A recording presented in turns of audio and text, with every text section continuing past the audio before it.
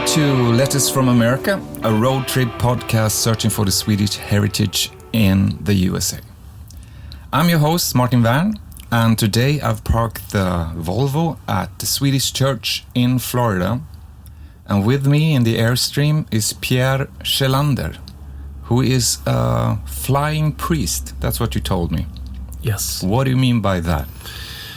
It means that I live here in Florida with my wife, my son, but every second or third month I visit the Swedish Church abroad's parishes in South America. So your base is Miami, which we are. Yeah. So I live here. Actually, when I applied for the job, I wanted to convince the board of Swedish Church abroad to put me in a South American country. Yeah. But I couldn't convince them. They wanted me here because, as they said, you need a colleague, you need an everyday life together with others. And so they were worried that you might sort of end up in some sort of solitude, despair. Exactly. But South America is a huge place. So where in South America do you go? Yeah, it's a huge continent, of course. So I go to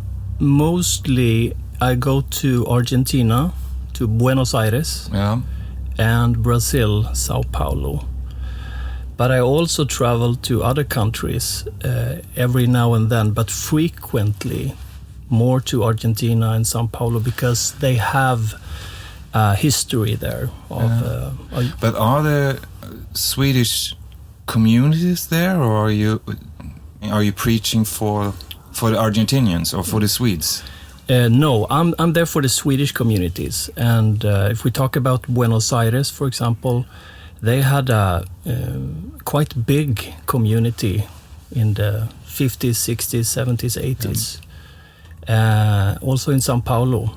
Today, the communities are smaller and they don't have the finance. They can't afford to have a pastor there to live and work there every day.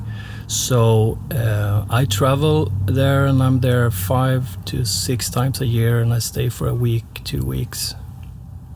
Is there a Swedish church that you visit, or is it in any congregation or a community? Or? Yes. So in the actually, when it comes to Argentina, it's quite interesting because not many people know this. 1892 or so, there were 5,000 Swedish people in Argentina, in Buenos Aires, coming from Sweden to southern part of Brazil. Okay.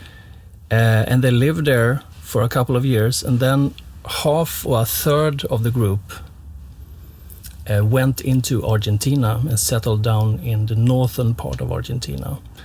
And after a while, the Archbishop of Sweden flew out the first Swedish priest for that community. Okay. And so in Argentina, the Swedish Church have been in Argentina since 1912. Quite some time. Quite some time. Do you also do work here in the Swedish Church here? Yeah, so the Swedish Church in Florida isn't that old as the Swedish Church in Argentina. We've been in Florida since 2009. And that's not too long. No. And there's a vicar here. He works full-time for the Swedish communities in Florida. And I'm assisting him. So I'm his sidekick. Sidekick priest. Yeah. A flying sidekick priest. Yeah. So you can say I work 40-50% for the congregation here, and the other part I'm traveling to South America. Can we just sort that out? Because I think I got it right, but the Swedish Church is a Protestant church. Yes. Right? In America, there's a lot of Protestants, but also a lot of Catholics and other religions. But when it comes to the Christian faith, there. But in South America, I would say that that's a majority of Catholics. Yes. Is that something that needs to be in consideration, or is there a conflict still between this? Or? Yeah, well, it's a great question. First, I would like to say that America, the biggest church in America is the Roman Catholic Church. All right. And that's also the case in South America. Here, there's larger groups of evangelicals, like, for example, Lutherans, Episcopalians, Methodists, Baptists, Pentecostals, Salvation Army, etc. But I would say that is a heritage from escaping, actually, the church that you represent, in a way. What do you mean by escaping? Escaping. A lot of people, historically, left Scandinavia and Sweden because of the Swedish Church, right? Yeah. Okay, I hear you. Yeah. I'm not, blaming anyone, but that's a historical fact, really. Yeah, but another historical fact is also that the Swedish immigrants in America, they formed, how do I say this? They formed a synod, a Lutheran synod, a smaller Lutheran church in America. That synod was called the Synod Augustana. What is a synod? That's a small church group, a small denomination, a small church with the pastors and leaders and so. So, for example, here in America, the biggest denomination, Lutheran denomination in America, is called ELCA. Evangelical Lutheran Church of America. Before, there were a lot of small synods, and they all merged and became ELCA. And when we talk about this small Swedish synod that was founded by Swedish immigrants, they have actually influenced ELCA a lot when it comes to theology, worship, liturgy, issues, social justice, questions like that. Some people may have had some bad experiences and escaped, as you say.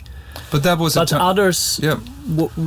No, but sorry, but that when that happened, church and state in Sweden, as in all countries, were united. That was the same force. And if you had a different view, in other countries, even more horrific consequences could happen. But in Sweden, you got persecuted if you didn't apply to the sort of governmental church. Yeah, right? Sure, absolutely. And that I don't know what you call that here, but in Sweden we would say like free churches. Yeah, yes. And a lot of them escaped and brought that faith with them here and created small congregations. Yeah.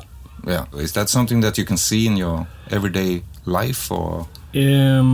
I don't see it here, but I can see it in South America.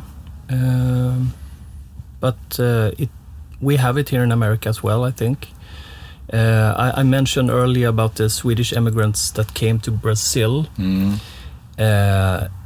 In the part of that group that came to Argentina, they were Lutherans, but the Swedish that stayed in Brazil, they were Baptists. So they had a Baptist church.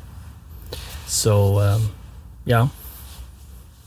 What is since you have almost one foot in three places, you told me you've been here for, what was it, 2 years now? Yes, 2 years. So that's a long time, but it's relatively new. So you have, and you worked as a priest in Sweden, I assume. Yeah. And now you're here, and also in South America, in Argentina and Brazil. could you sort of sum up the differences as a priest? Wow. If we're starting with Sweden and America, or America, I mean in United States. So I would say that to be a priest here and to be a priest in Sweden, I do the same things. I have baptism, I have funerals, I celebrate the mass, weddings, I meet with people, counseling, Bible study groups, etc. So that's the same, but I would say that the Swedish people, I see them as spiritual. Most of the Swedes, they don't have the language for it, the vocabulary, but they have spiritual experiences. They feel a cosmic presence or a divine moment in the forest or in the lake or whatever, in the nature. Here, I found the Americans more to have a language for the spiritual thoughts. For God, yes. For the presence of God. Uh-huh. So that's a big difference, I would say. Many times the reactions here is, "Oh, so you're a pastor? Oh, so you know a lot about the Bible, and please can you share something with me?" or things like that.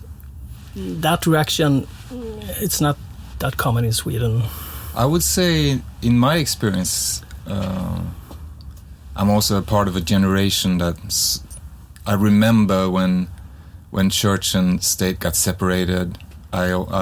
I remember spending Sundays in church in the village where I grew up. I got Sunday school. My mother was very involved in the local church community. So I remember all of that. And there's almost an embarrassment of speaking about God. So you rather say, I believe in something bigger than me, or I believe in there's something out there.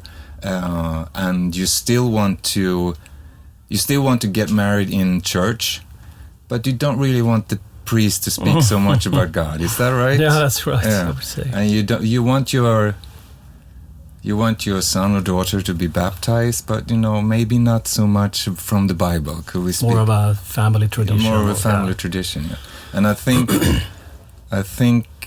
that the presence of a God is built in those people, but like you said, maybe not finding the right words, but also admitting it or stepping fully into it is a bit of a obstacle in today's. You're supposed to be rational. You're supposed to believe in science. You're supposed to do all of those things. You don't. It's hard to find a way to combine it. Am I? Yeah. Is that something that you can? I can relate to that absolutely. Yeah. I think. For example, one thing that happens here almost every week. I'm at the gas station, fueling up my car, and there's a guy there, and he said, "Oh, Father." That means because you have your clothes on. Yeah. And he said, "Father," that means he's a Catholic. If he said, "Oh, hi, Pastor," he's an evangelical. So, yeah. Hey, Father, can you pray a healing prayer with me? I'm just there I'm at sick. the gas station. Yeah. Oh wow. So I put my hands on him and I pray, or I don't know. I play tennis. At the tennis court, that can happen. Hey, Pastor, can you? I'm applying for a job. Can you quick prayer? I'm a bit nervous. But you're not playing tennis in your robe. No, but I don't people know. Yeah, if they know. I mean, I play at the same court every week, so they know I'm. And that you mean that's a typical American behavior? Yeah. To be sort of outwards on that. And maybe it's the Swedes. Maybe it's also about lack of confidence. They are not comfortable to talk. Well, that's what I meant. Yeah. They're not comfortable to even say the word God, and they want to say, if you ask them, do you believe in God? Well, not really, but there's something out there. Yeah, Well, I think right now we see something in Sweden that I haven't seen during my childhood and when I was growing up.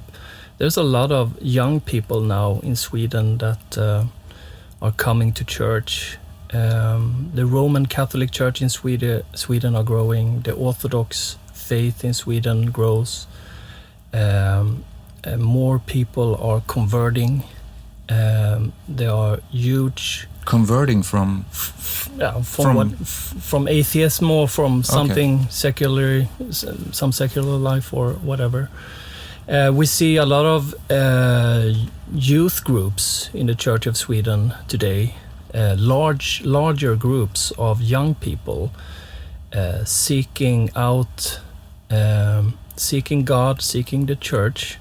So I think those things. I think you see that is growing. Yeah, Is absolutely. that your observation? It's what I hear from my colleagues back in Sweden, that they have full confirmation groups, youth groups, and if all what they say is true, that's something wonderful, because I haven't seen it before in Sweden.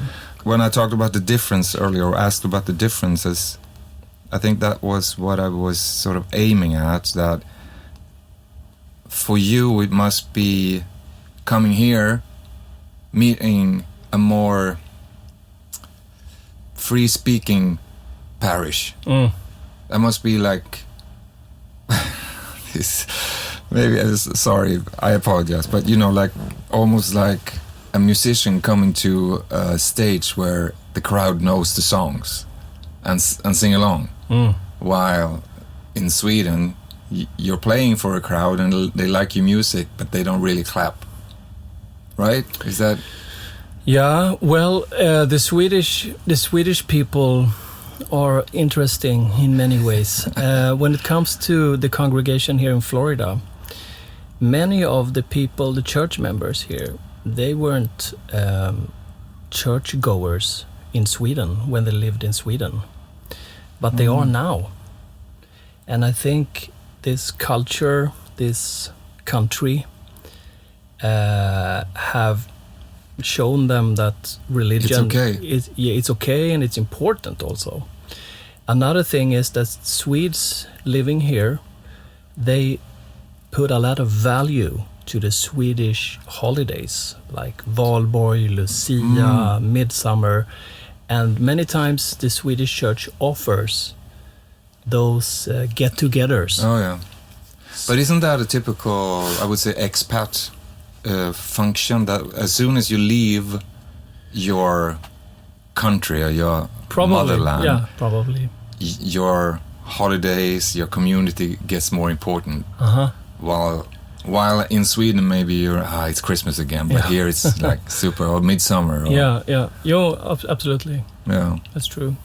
Where does God fit in all of this for you, in all of that you do?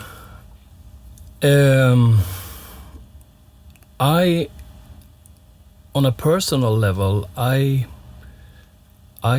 see and I feel His presence, I would say, on a weekly basis at least. Maybe not on a daily basis, but I am certain and that God is with me. For example, when I travel to South America, I always dress up as a clergyman with my white collar. And every trip, there are people approaching me, and they want to confess their sins, or they want to have a chat. They are concerned about something and they want to speak to me about that. For example, just before Christmas, it was a funny story actually, because I had a week in Buenos Aires and then I took a flight to Sao Paulo, Brazil. It was a bumpy flight, really bumpy. And there were a lot of screams, a lot of Jesus in the airplane. And none of us were comfortable with that bumpy flight. So when we arrived, waiting for our bags at the airport, people were talking with each other from that flight, from that plane, about how awful it was. And I was walking, and one of those small groups, one lady said, hey Father, thanks for being there for us in the plane. I didn't see her on the plane. I didn't do nothing. But I think that this color made her in that moment feel safe somehow. It's a presence. Yeah. So I think my work has some sort of means something to people. Well, of course it does. Would you be offended if I said that's maybe your work, to be present? No, I wouldn't be offended. I mean, as a character symbolizing something that give people with that fate a reminder of the presence. Yeah, that's what the color is about. To have those clergy vestments or clothes on, to in the society, in the everyday life, somehow represent something higher, represent God. And if I could be an instrument, if God could use me in that airplane to get some comfort to a very scared lady in the plane. Just by being there. Yeah. That's a beautiful thing. Yeah, it is. But it comes with responsibility also. And not everyone have good experiences of the clergy. I was walking in Buenos Aires one day, and there was a man screaming at me and gave me a punch, actually. Oh, really? Yeah, in the stomach. And I said, I just said, please back off and go. And there were a lot of people there, and they saw it, and he backed off and went. But, I mean, some people have good experiences, and some people have bad experiences, of course. But did you get a notion of where his anger came from? Or? No, I don't know. But I know that people have bad experiences from the past. Yeah, but you can't hit people in the stomach. No, you're not allowed to do that, of course. So, but I try to be myself, and so. Yeah. I want to ask you about the map that I have here on the table. It's a map of the world. I'm going to move around a little stuff here. You got United States here, and you got Sweden over here. We are down here on the Florida heel or toe. You're from southern part of Sweden. Southern part of Sweden. So I'm from the town of IKEA, actually. Oh, which is Älmhult. Älmhult, yes. Yeah, I knew that. But my 8-year-old son, he grew up in Lund, so Lund is so you're one a of those southerner, places. Yeah. Part of Denmark, as we would say. Yes. If you look at this map, you southern Sweden, Florida for 2 years, in Brazil, which is down here, Argentina, and a few other countries in South America. Where do you feel at home? Where is home for you on this? I lived in Peru when I was around 25 years old. I was living there 4 years with my wife. She's half Peruvian. I got married there. I have a lot of friends there. So I feel southern part of Sweden and Peru. Okay. But if you have to pick one. I want you to write your signature on the place that you can say, it can change for the future, but now, where do you feel at home now? Oh, it's tricky because I have been here 2 years. My son is Americanized already. Mm-hmm. He has his whole life here. I mean, he lived in Sweden for 6 years, but those last 2 years in America, I mean, he has his friends, his soccer practice, his everything. So I would actually say Florida right now. Okay, please. And if you were to write a letter from Florida to Älmhult in Sweden, where you grew up, I will say, I will write a short message. I will say, all is well. I haven't forgot you. I still visiting IKEA every week because it's 10 minutes from here, and I'm actually there quite a lot. All right. Still moving in. Yeah. Yeah. It was a pleasure speaking to you. I'm very happy that you came. Thank you. Thank you. Thank you. You have listened to Letters from America, a weekly road trip podcast celebrating the Swedish heritage in the United States. Produced in collaboration with the Embassy of Sweden in Washington, D.C., Volvo Cars USA, Volvo Trucks USA, and Airstream.